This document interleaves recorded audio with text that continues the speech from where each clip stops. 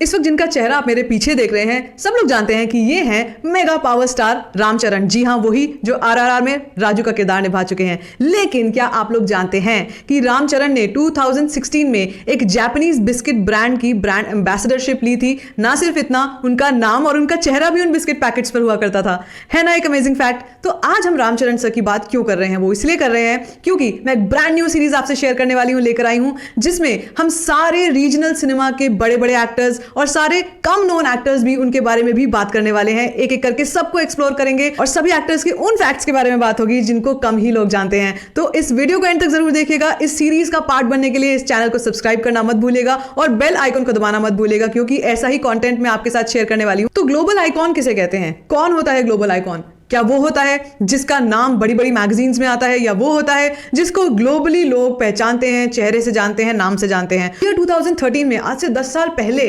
रामचरण ने पॉसिबल कैसे करके दिखाया कि उन्होंने इतने बड़े ग्लोबल आइकॉन स्टार वाली पदवी पाई। तो बात है ईयर 1985 की, जब चिरंजीवी सर के यहाँ पैदा हुए थे 27 मार्च को रामचरण। जैसा कि हम सब जानते हैं, चिरंजीवी सर बहुत बड़ा नाम थे, ना सिर्फ टॉलीवुड में बल्कि बॉलीवुड में भी अच्छी खासी इनकी पहचान थी। इनकी फिल्में बहुत चलती थी। मुझे अब तक याद है, मैंने इनकी फिल्म जेंटलमैन का जब गाना सुना था तो मुझे वो गाना आज तक याद है, उसका डांस अब तक मैं उस गाने को याद करती हूँ। तो वो एक आइकॉनिक स्टार थे। एक आइकॉनिक स्टार के घर में पैदा हुए रामचरण। इनका बचपन, इनकी पढ़ाई सारी साउथ में हुई, तेलंगाना में हुई, और उसके बाद इन्होंने अपने करियर की शुरुआत की। ये 2007 में फिल्म थी चिरूथा, और इस फिल्म ने अच्छा बिजनेस किया, बट एक कोई ऐसा टर्निंग पॉइंट इनकी लाइफ में अब तक नहीं आया था। तो कहते हैं ना कि बड़ी फैमिली में जब आपके ऊपर एक बहुत बड़ी जिम्मेदारी होती है, बहुत सारे एक्सपेक्टेशंस होते हैं, तो ऐसा प्रेशर क्रिएट हो जाता है और जरूरी नहीं हो पाता कि वो इंसान उस शैडो को ब्रेक कर सके या उसको आउट शैडो कर सके। मगर रामचरण ने करके दिखाया अपनी डिटर्मिनेशन के दम पर। सिर्फ एक ऐसी चीज थी उनमें जो बाकी सबसे उनको अलग करती है, वो ये कि वो हाईली डिटर्मिन्ड है अपने काम को लेकर। जब 2009 में मगधीरा आई, उसके बाद भी उनको हालांकि बहुत पहचाना जाने लगा था, बॉलीवुड की तरफ से भी उनको बहुत पहचान मिल गई थी, मगर कुछ ऐसा नहीं हुआ था जिसकी वजह से उनको कहा जा सके कि ये कोई पैन इंडिया स्टार है।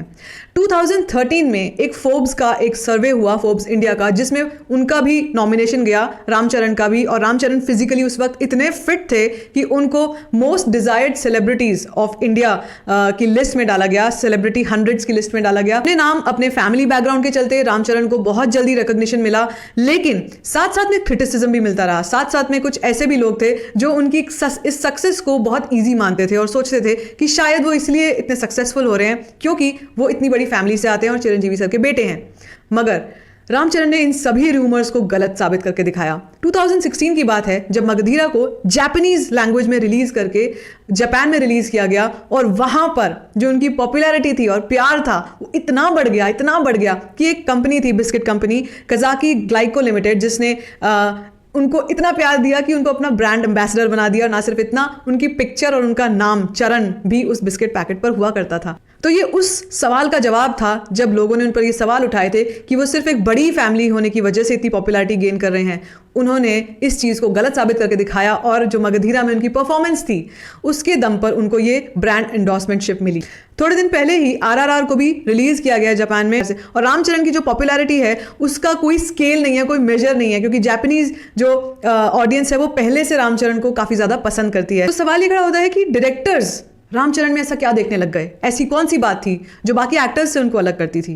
तो ये मैं आपको बताती हूँ, राजमौली के अपने वर्ड्स हैं जो उन्होंने आरआरआर के प्रमोशंस के टाइम पर मीडिया में बोले थे, और साफ खुले दिल से, दिल खोल के उनकी तारीफ की थी।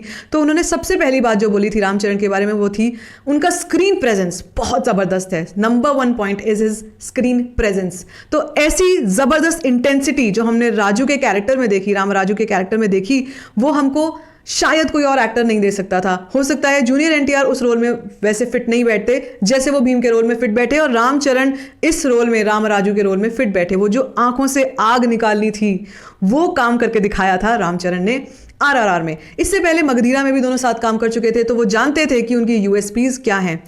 राजमौली के ही अपने वर्ड्स हैं जिसमें उन्होंने रामचरण को ये भी बोला है कि वो एक सेंट की तरह हैं, उनके अंदर कोई बात, कोई राज नहीं छुपता, वो सब कुछ एक्सप्रेस कर देते हैं क्लियर सबके सामने।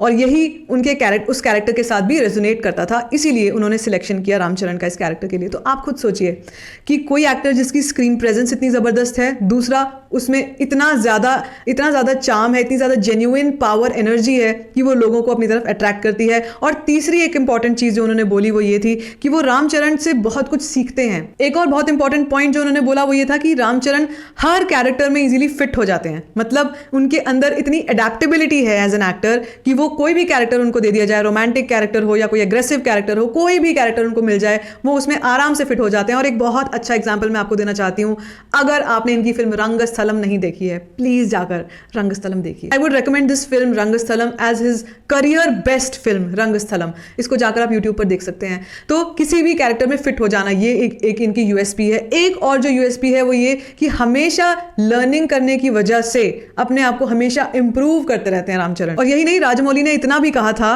कि जो रामचरण की एंट्री वाला सीन है आरआरआर में, वो उनके करियर का सबसे बेहतरीन सीन है। और सच में जब हम उस सीन को देखते हैं तो हमको पता चलता है कि उस मेहनत, उस लगन के बारे में जो उस एक्टर ने उसमें डाली है। अगर पसीना भी बह रहा है या आंखों से आंसू भी आ रहे हैं तो कितनी मेहनत लगी है, कितना डिटर्मिनेशन है रामचरण के अंदर उस सीन को लेकर। तो उसी से रिलेटेड मैं आपको एक इंसिडेंट ऐसा बता देती हूँ जो शायद आपने बहुत कम सुना होगा। राजमौली ने एक मीडिया इंटरेक्शन में बताया था कि जब वो सीन फिल्माया जा रहा था जिसमें रामचरण के कैरेक्टर के ऊपर 1000 लोग चलकर आ रहे थे, आपको याद होगा आरआरआर में जब एंट्री सीन था और उसमें 1000 लोगों का पूरा हुजूम साथ में आ रहा था, उस वक्त पे राजमौली बहुत डर गए थे क्योंकि जैसे ही वो लोग आगे बढ़ते थे, 1000 लोग रामचरण की तरफ बढ़ते थे तो धूल बहुत सारी उड़ती थी, धूल का गुबार उड़ता था जिसकी वजह से रामचरण विजिबल नहीं होते थे, दिखते नहीं थे उस धूल में। तो आप खुद सोचिए कि उस डायरेक्टर को कितना डर लगा होगा उस वक्त कि कहीं कुछ हो ना जाए, कहीं कोई ऐसी बात ना हो जाए, कितने बड़े एक्टर हैं उनको कुछ हार्म ना पहुंचे और वो इस इतने बड़े फिल्म के सीन को फिल्माने जा रहे हैं, पता नहीं सच में कोई ऐसी ट्रेजेडी ना हो जाए। और फॉर्चुनेटली ऐसा कुछ नहीं हुआ। फॉर्चुनेटली वो सीन जब हम स्क्रीन पे देखते हैं तो हमारे रोंगटे खड़े हो जाते हैं, गूज बम्प्स हो जाते हैं, ये बात सच है। तो ये जो एक गूज बम्प्स वाला एक सीन नहीं है, पता नहीं कितने सीन है आरआरआर में हमने जो देखे हैं। एक एग्रेशन वाला सीन है जिसमें वो फाइटिंग करते हैं और वो पंचिंग बैग पर मारते हैं, तो वो जो सीन है जिसमें वो चिल्ला रहे हैं, गुस्सा दिखा रहे हैं, आई थिंक वो एग्रेशन हमने रिसेंट टाइम्स में किसी भी फिल्म में नहीं देखा है, वो फायर वाला एलिमेंट। तो रामचरण की जो फिनेज है, उनका जो काम है, उनका जो डिटर्मिनेशन है, उसको सलाम है, उसको हैट्स ऑफ है।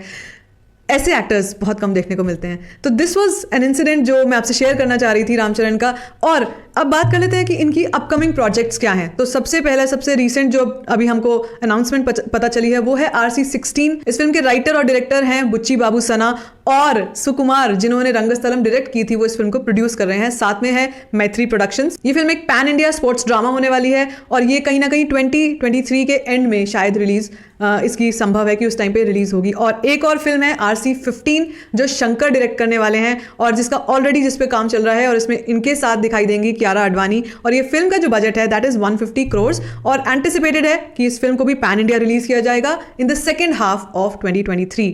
तो ये इनके अपकमिंग प्रोजेक्ट्स हैं जिनके दोनों के लिए मैं बहुत एक्साइटेड हूं after looking at him in RRR। सो मुझे बताइएगा कुछ ऐसी बातें अगर आपको पता है और आप मुझसे शेयर करना चाहते हैं। आपको कैसी लगी है ये सीरीज, आपको क्या लग रहा है कि मुझे नेक्स्ट किसको लेना चाहिए और मैं नेक्स्ट वीडियो किसका लाने वाली हूँ। So that is a question for you. कुछ ऐसे रिकमेंडेशंस जो मैं देना चाहूंगी रामचरण के, सबसे पहले चिरुथा, उसके बाद मगधीरा, उसके बाद रंगस्थलम और RRR। तो ये चारों इनकी मेन रिकमेंडेशंस हैं। आपको कैसे लगे ये सीरीज आप मुझे कमेंट सेक्शन में बता सकते हैं। बाकी if you like this video give it a thumbs up, don't forget to share it and don't forget to subscribe to my channel which is called storifying shit.